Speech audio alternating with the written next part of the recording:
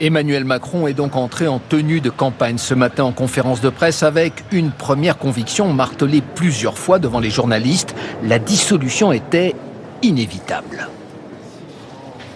Et que m'auriez-vous dit le jour d'après si j'avais été devant vous, à l'issue de dimanche soir, avec 50% des Français qui votent aux extrêmes, en vous disant « on ne change rien, on continue ».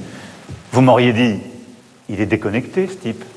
Tout le monde disait « l'extrême droite arrive, en 2027 il donnera les clés du pouvoir à Madame Le Pen, c'est déjà écrit ».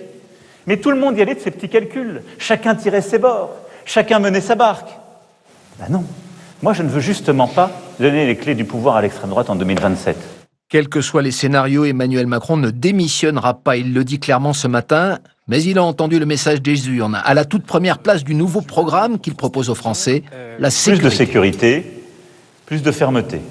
Et répondre à ce sentiment qui existe d'impunité par une justice dont on a augmenté les moyens, mais qui doit aussi aujourd'hui répondre avec des peines plus rapides, plus sûres, plus lisibles. Beaucoup de promesses et d'annonces faites ce matin, entre autres la suppression d'un échelon territorial, l'interdiction du téléphone portable avant 11 ans ou encore la suppression de la réforme électorale en Nouvelle-Calédonie, avec toujours le même fil rouge, le RN ne fera pas mieux. Ils n'ont pas de réponse miracle. Ils disent juste « ça va pas ». Ils sont l'incarnation du non. Ben, on est tous pareils.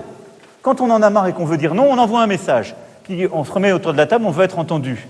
Mais ce n'est pas parce qu'on a envoyé un message que celui par qui on l'a envoyé a pour autant la réponse. Et le Rassemblement national, il n'a pas cette réponse à l'insécurité.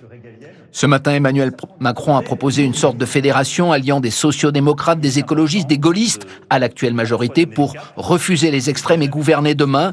Un objectif qui, vu d'aujourd'hui, semble difficile à atteindre.